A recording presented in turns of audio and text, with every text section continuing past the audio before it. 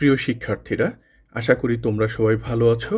আজ তোমাদের সাথে আমি উৎপাদন ব্যয় হিসাবের বেতন ও মজুরির একক সংক্রান্ত সমস্যা নিয়ে বিস্তারিত আলোচনা করব। তোমরা আজকের ক্লাসটি যদি শুরু থেকে শেষ পর্যন্ত দেখো, আমি আশা করি বেতন ও মজুরি সংক্রান্ত এককের যে সমস্যা আছে তোমাদের সেটি সম্পূর্ণই সমাধান হয়ে যাবে। তাহলে আর দেরি না করে শুরু করা যাক।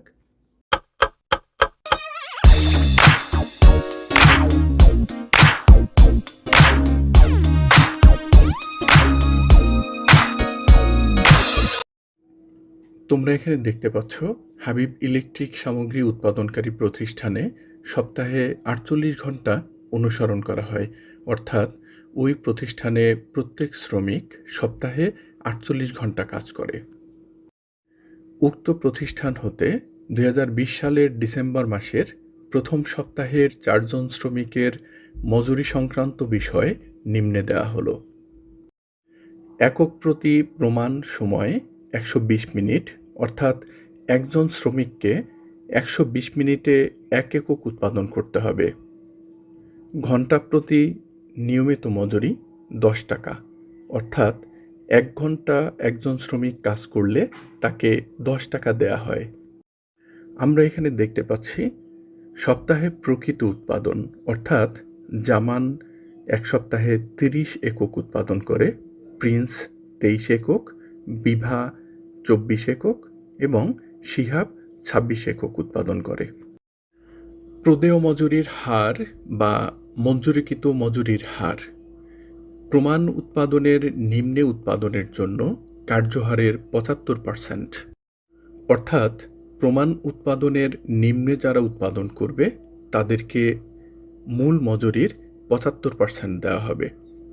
এখানে প্রমাণ উৎপাদন বলতে আমরা বুঝব যে 1 সপ্তাহে আমাকে যে পরিমাণ একক উৎপাদন করতে হবে সেই একককে বোঝায় প্রমাণ উৎপাদন। যারা ওই 1 সপ্তাহের নির্দিষ্ট পরিমাণ এককের সমান উৎপাদন করতে পারবে না, অর্থাৎ নিম্নে উৎপাদন করবে, তাদেরকে মূল মজুরির 75% দেওয়া হবে। যদি মূল মজুরি হয় 20 টাকা, তাহলে সে 20 টাকার 75%, অর্থাৎ 15 টাকা পাবে। প্রমাণ উৎপাদনের সমান উৎপাদনের জন্য কার্যহারের 100%, অর্থাৎ প্রমাণ উৎপাদনের সমান যারা উৎপাদন করতে পারবে তারা মূল মজুরির 100%ই পাবে। যদি এখানে মূল মজুরি হয় 20 টাকা, তাহলে সে 20 টাকার 100%, অর্থাৎ 20 টাকাই পাবে।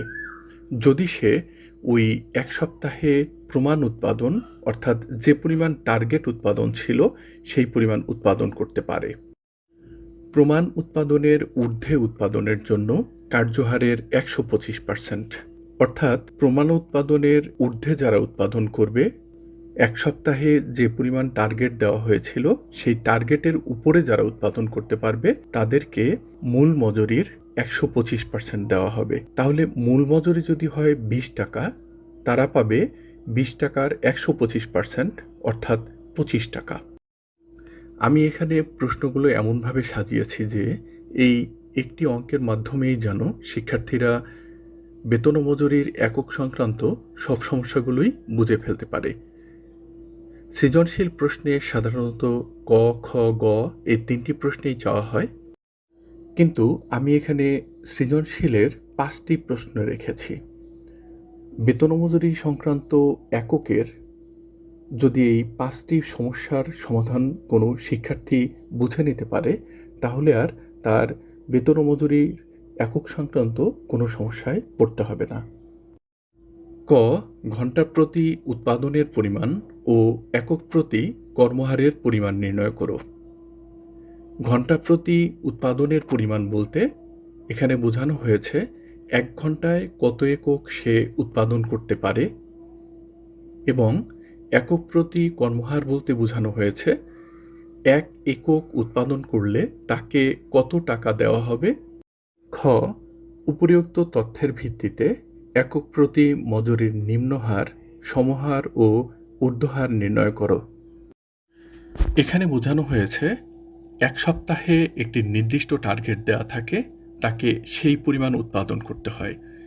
ওই শ্রমিক যদি সেই নির্দিষ্ট পরিমাণের নিম্নে বা সমান বা ঊর্ধ্বে উৎপাদন করে, তাহলে তাকে কি পরিমাণ টাকা দেওয়া হবে এক এককের জন্য।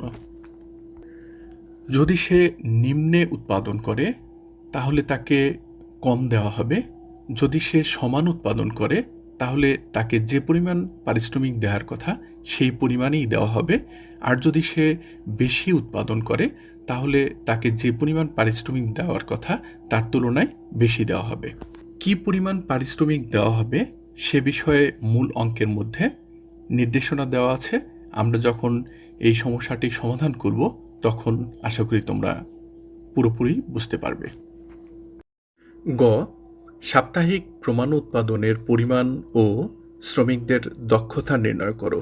সাপ্তাহিক প্রমাণ উৎপাদন মানে হচ্ছে এক সপ্তাহে তাকে কি পরিমাণ উৎপাদন করতে হবে এটি নির্দিষ্ট করে দেওয়া হয়। আর দক্ষতা নির্ণয়ের একটি সূত্র আছে, সেই সূত্রের সাহায্যে আমরা দক্ষতা নির্ণয় করে ফেলতে পারবো। সূত্রটি হচ্ছে দক্ষতা সমান প্রকৃত উৎপাদন ভাগ প্রমাণ উৎপাদন ইন্টু 100। ঘ নাম্বারে বলা হয়েছে উপরিউক্ত তথ্যের আলোকে স্বাভাবিক হারের ভিত্তিতে মোট মজুরির পরিমাণ নির্ণয় করো। ম নাম্বারে বলা হয়েছে উপরিউক্ত তথ্যের ভিত্তিতে প্রদেয় মজুরির পরিমাণ নির্ণয় করো। আশা করি আমি যখন এই সমস্যাটি তোমাদের সমাধান করাবো এই 5টি প্রশ্নেরই উত্তর তোমরা খুব ভালোভাবেই বুঝতে পারবে। তোমরা এখানে দেখতে পাচ্ছ 1 নং প্রশ্নের উত্তর ক। প্রথম অংশে বলা হয়েছে ঘন্টা প্রতি উৎপাদনের পরিমাণ। প্রশ্নে এ ব্যাপারে কিছু নির্দেশনা দেওয়া আছে, আমরা সে অংশটুকু দেখে নেই। তোমরা এখানে দেখতে পাচ্ছ হলুদ কালি দিয়ে মার্ক করা একক প্রতি প্রমাণ সময় 120 মিনিট, অর্থাৎ 120 মিনিটে ওই শ্রমিক 1 একক উৎপাদন করতে পারে। এখানে আমাদের মূল লক্ষ্য হচ্ছে 1 ঘন্টায় কত একক উৎপাদন করতে পারে সে বিষয়টি আমরা এখান থেকে বের করব। যেহেতু 120 মিনিটে 1 একক উৎপাদন করতে পারে, তাহলে 60 মিনিট অর্থাৎ 1 ঘন্টায় কত একক উৎপাদন করতে পারে আমরা সেটি এখান থেকে বের করে ফেলতে পারবো।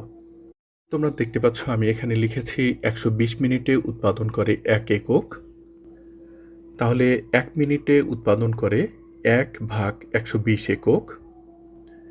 60 মিনিট অর্থাৎ 1 ঘন্টায় উৎপাদন করতে পারে 1 গুণ 60 ভাগ 120 একক। আমরা এখানে দেখতে পাচ্ছি তাহলে আমাদের উত্তর হবে হাফ একক, অর্থাৎ অর্ধেক একক উৎপাদন করতে পারবে 1 ঘন্টায়। আমরা তাহলে আমাদের প্রথম প্রশ্নের প্রথম অংশের উত্তর পেয়ে গেলাম। ঘন্টা প্রতি উৎপাদন অর্থাৎ 1 ঘন্টায় একজন শ্রমিক উৎপাদন করতে পারবে হাফ একক। সৃজনশীল ক এর প্রথম অংশে যে প্রশ্নটির কথা বলা হয়েছিল একক প্রতি কর্মহারের পরিমাণ নির্ণয় করো। একক প্রতি কর্মহার মানে হচ্ছে 1 একক উৎপাদন করলে সেই শ্রমিককে 1 এককের বিনিময়ে কত টাকা দেওয়া হবে সেটি এখানে বোঝানো হয়েছে। চলো তাহলে আমরা প্রশ্নে দেখে নেই এ ব্যাপারে কি বলা হয়েছে। তোমরা এখানে দেখতে পাচ্ছ হলুদ কালি দিয়ে মার্ক করা আছে ঘন্টা প্রতি নিয়মিত মজুরি 10 টাকা, অর্থাৎ একজন শ্রমিক যদি 1 ঘন্টা কাজ করে তাহলে তাকে 10 টাকা মজুরি দেওয়া হয়। একক প্রতি কর্মহার বলতে 1 একক উৎপাদন করলে একজন শ্রমিককে 1 এককের বিনিময়ে যে টাকা দেওয়া হবে তাকে বোঝায়। যেহেতু প্রশ্নে আমরা দেখেছি 1 ঘন্টায় একজন শ্রমিককে 10 টাকা মজুরি দেওয়া হয়, আবার আমরা সৃজনশীলের ক এর প্রথম অংশে দেখেছি 1 ঘন্টায় একজন শ্রমিক উৎপাদন করতে পারে হাফ একক, তাহলে হাফ এককের দাম হয় 10 টাকা। চলো তাহলে আমরা 1 এককের দাম কত সেটি বের করে ফেলি। যেহেতু হাফ এককের দাম 10 টাকা, তাহলে 1 এককের দাম 10 গুণ 2 ভাগ 1 অর্থাৎ 20 টাকা। তাহলে আমরা পেয়ে গেলাম একক প্রতি কর্মহার 20 টাকা। তোমরা দেখতে পাচ্ছ 1 নং প্রশ্নের উত্তর ক্ষয়ে বলা হয়েছে একক প্রতি মজুরির নিম্নহার, সমহার ও ঊর্ধ্বহার নির্ণয়। চলো তাহলে আমরা দেখে নেই প্রশ্নে এ ব্যাপারে কি বলা হয়েছে। প্রশ্নে আমরা দেখতে পাচ্ছি প্রদেয় মজুরির হার বা মঞ্জুরিকৃত মজুরির হার প্রমাণ উৎপাদনের নিম্নে উৎপাদনের জন্য কার্যহারের 75%, প্রমাণ উৎপাদনের সমান উৎপাদনের জন্য কার্যহারের 100%, প্রমাণ উৎপাদনের ঊর্ধ্বে উৎপাদনের জন্য কার্যহারের 125%।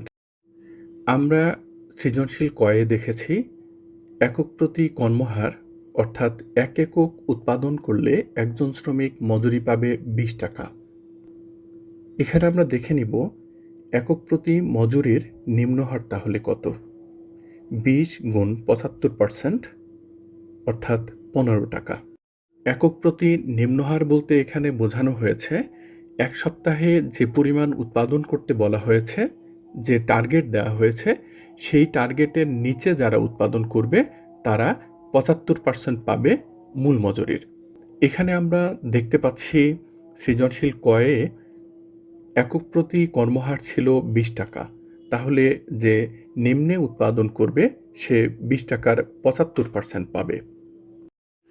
একক প্রতি মজুরির স্বাভাবিক হার অর্থাৎ আমাদের যে টার্গেট উৎপাদনের কথা বলা হয়েছে, সেই টার্গেট উৎপাদনের যে সমান করবে সে 100% পাবে মূল মজুরির।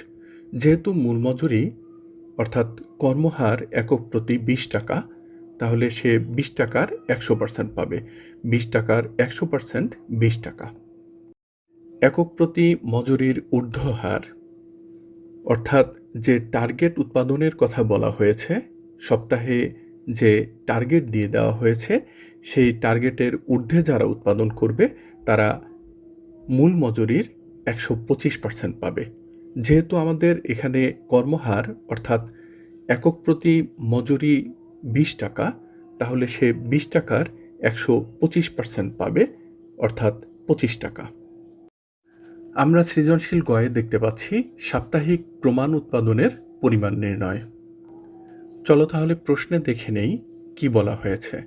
প্রশ্নে আমরা দেখতে পাচ্ছি সপ্তাহে 48 ঘন্টা অনুসরণ করা হয়, অর্থাৎ ওই প্রতিষ্ঠানের প্রত্যেক শ্রমিক সপ্তাহে 48 ঘন্টা কাজ করবে। আমরা সৃজনশীল কয়ে দেখেছি একজন শ্রমিক 1 ঘন্টায় হাফ একক উৎপাদন করতে পারে। তাহলে 48 ঘন্টায় সে কত একক উৎপাদন করতে পারে সেটি যদি আমরা বের করতে পারি, তাহলেই আমাদের এক সপ্তাহে কত একক উৎপাদন করতে হবে সেটি বের হয়ে যাবে। তোমরা এখানে দেখতে পাচ্ছ আমি লিখেছি 1 ঘন্টায় উৎপাদন করে হাফ একক, অতএব 48 ঘন্টায় উৎপাদন করে 48 ভাগ 2 সমান 24 একক। তাহলে তোমরা এখানে দেখতে পাচ্ছ সাপ্তাহিক প্রমাণ উৎপাদন 24 একক। সৃজনশীল গয়ের দ্বিতীয় অংশে বলা হয়েছে শ্রমিকদের দক্ষতার পরিমাণ নির্ণয় করো।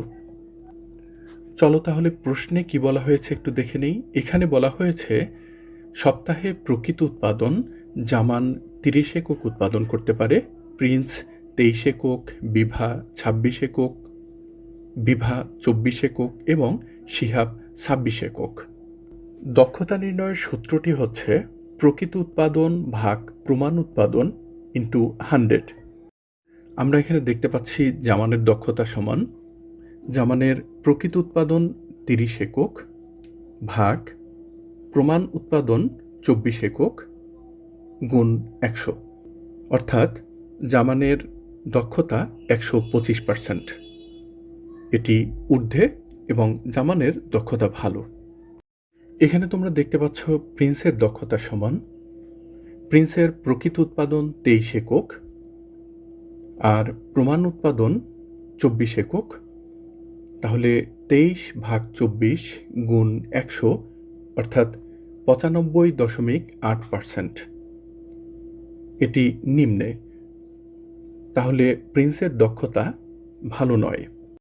যেহেতু প্রশ্নে দেওয়া আছে বিভা 24 একক উৎপাদন করেছে, তাহলে বিভার প্রকৃত উৎপাদন 24 ভাগ প্রমাণ উৎপাদন 24 গুণ 100 সমান 100%, অর্থাৎ সমান। তাহলে বিভার দক্ষতা সমান। শিহাবের দক্ষতা যেহেতু আমরা উদ্দীপকে দেখেছি শিহাব ২৬ একক উৎপাদন করেছে, তাহলে শিহাবের প্রকৃত উৎপাদন হচ্ছে ২৬ ভাগ প্রমাণ উৎপাদন ২৪ গুণ ১০০, অর্থাৎ ১০৮%। এটি ঊর্ধ্বে, তাহলে শিহাবের দক্ষতা ভালো। সৃজনশীল ঘয়ে বলা হয়েছে স্বাভাবিক হারের ভিত্তিতে মোট মজুরির পরিমাণ নির্ণয় করো। তোমরা এখানে দেখতে পাচ্ছ, প্রথমে এখানে লেখা হয়েছে ক্রমিক নং, নাম, প্রকৃত উৎপাদন, স্বাভাবিক হার, মোট মজুরি। প্রথমে আমরা জামানের মজুরি বের করব। জামানের প্রকৃত উৎপাদন উদ্দীপকে দেওয়া আছে ৩০ একক। স্বাভাবিক হার অর্থাৎ ১ এককের জন্য একজন শ্রমিক পাবে ২০ টাকা, তাহলে ৩০ গুণ ২০ অর্থাৎ ৬০০ টাকা। ২ নম্বরে তোমরা দেখতে পাচ্ছ প্রিন্স উদ্দীপকে ২৩ একক উৎপাদন করেছে, তাহলে তার প্রকৃত উৎপাদন ২৩, স্বাভাবিক হার ২০, এখানে ২০ গুণ ২৩ অর্থাৎ ৪৬০। প্রিন্সের মোট মজুরি ৪৬০ টাকা। ৩ নম্বরে তোমরা দেখতে পাচ্ছ বিভা উদ্দীপকে বিভার প্রকৃত উৎপাদন দেওয়া আছে ২৪, স্বাভাবিক হার ২০, তাহলে আমরা ২০ এবং ২৪কে গুণ করে এখানে পাচ্ছি ৪৮০। বিভার মোট মজুরি ৪৮০। ৪ নম্বরে তোমরা দেখতে পাচ্ছ শিহাবের প্রকৃত উৎপাদন ২৬, স্বাভাবিক হার ২০, ২৬ গুণ ২০ সমান ৫২০, অর্থাৎ শিহাবের মোট মজুরি ৫২০ টাকা। এখন আমরা জামান, প্রিন্স, বিভা ও শিহাবের মোট মজুরি যোগ করব। ৬০০, ৪৬০, ৪৮০ এবং ৫২০ যোগ করলে মোট ২০৬০ টাকা। এই প্রতিষ্ঠানের মোট মজুরির পরিমাণ ২০৬০ টাকা। সৃজনশীল উমতে তোমরা দেখতে পাচ্ছ নিম্নে প্রদেয় মজুরির পরিমাণ নির্ণয় করা হলো। এখানে তোমরা ছকে দেখতে পাচ্ছ প্রথমে ক্রমিক নাম্বার, নাম, পদবি, প্রকৃত উৎপাদন, প্রমাণ উৎপাদন, দক্ষতা, মজুরির হার, মজুরির পরিমাণ, স্বাক্ষর ও তারিখ। উপরে আমরা লিখেছি কোম্পানির নাম হাবিব ইলেকট্রনিক্স, মজুরি নির্ণয় বিবরণী ২০২০ সালের ডিসেম্বরের প্রথম সপ্তাহের। প্রথমে তোমরা দেখতে পাচ্ছ জামান, সে একজন শ্রমিক। আমরা উদ্দীপকে দেখেছি তার প্রকৃত উৎপাদন ৩০ আর আমাদের প্রমাণ উৎপাদন ২৪। যেহেতু সে ৩০ একক উৎপাদন করেছে, তাহলে তার দক্ষতা ঊর্ধ্বে, আর যাদের দক্ষতা ঊর্ধ্বে তোমরা আগেই দেখেছ তাদের মজুরির হার ২৫। যেহেতু উদ্দীপকে বলা হয়েছিল যারা ঊর্ধ্বে তারা ১২৫% পাবে, এখানে ২০ টাকার ১২৫% ২৫ টাকা। আমি পূর্বেই এই বিষয়টি নির্ণয় করে তোমাদের দেখিয়েছি। তাহলে আমরা এখানে কি করব, তার প্রকৃত উৎপাদন ৩০কে এই মজুরির হার ২৫ দিয়ে গুণ করব। মোট মজুরি হবে তাহলে ৭৫০ টাকা। ২ নম্বরে তোমরা দেখতে পাচ্ছ প্রিন্স, তার পদবি শ্রমিক। উদ্দীপকে তার প্রকৃত উৎপাদন দেওয়া আছে ২৩ আর এখানে প্রমাণ উৎপাদন ২৪, তাহলে অবশ্যই তার দক্ষতা নিম্নে, আর যাদের দক্ষতা নিম্নে তারা ৭৫% পাবে মূল মজুরির। তাহলে প্রিন্স এখানে ১৫ টাকা পাবে। আমি কিভাবে ১৫ টাকা এখানে হয়েছে সেটি পূর্বেই তোমাদের নির্ণয় করে দেখিয়েছি। এখন আমরা ২৩ এককের সাথে এই ১৫ টাকা গুণ করে ৩৪৫ টাকা পাবো, অর্থাৎ প্রিন্সের মোট মজুরি ৩৪৫ টাকা।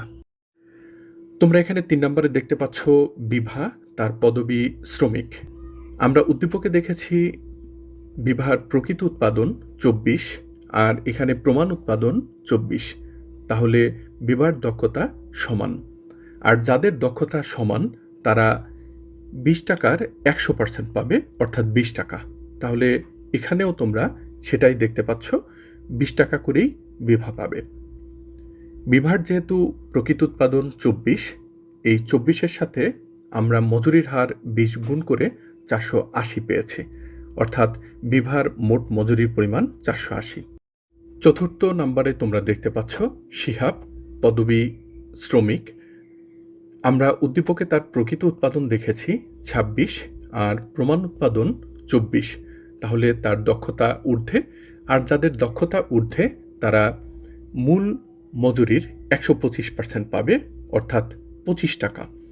এখন আমরা শিহাবের প্রকৃত উৎপাদন ২৬-এর সাথে তার মজুরির হার ২৫ গুণ করব, তাহলে ৬৫০ টাকা পাবো, অর্থাৎ শিহাবের মোট মজুরির পরিমাণ ৬৫০। এখানে তোমরা দেখতে পাচ্ছ তাহলে এই হাবিব ইলেকট্রনিক্সের মোট মজুরির পরিমাণ ৭৫০ জামান, ৩৪৫ প্রিন্স, বিভা ৪৮০, শিহাব ৬৫০। যোগ করলে মোট মজুরির পরিমাণ ২২২৫ টাকা। প্রিয় শিক্ষার্থীরা, আশা করি তোমরা বেতন ও মজুরির একক সংক্রান্ত যত সমস্যা আছে সবগুলো সমস্যাই এখানে দেখতে পেয়েছ এবং ভালোভাবেই বুঝতে পেরেছ। তোমাদের যদি কোনো প্রশ্ন থাকে তোমরা কমেন্ট বক্সে প্রশ্ন করবে, আমি যথাযথ প্রশ্নের উত্তর দেওয়ার চেষ্টা করব। খুব শীঘ্রই হয়তো অন্য যে কোনো একটি বিষয় নিয়ে আবার তোমাদের সাথে কথা হবে। সেই পর্যন্ত সবাই ভালো থাকবে, সুস্থ থাকবে এবং নিরাপদে থাকবে। আল্লাহ হাফেজ। আসসালামু আলাইকুম।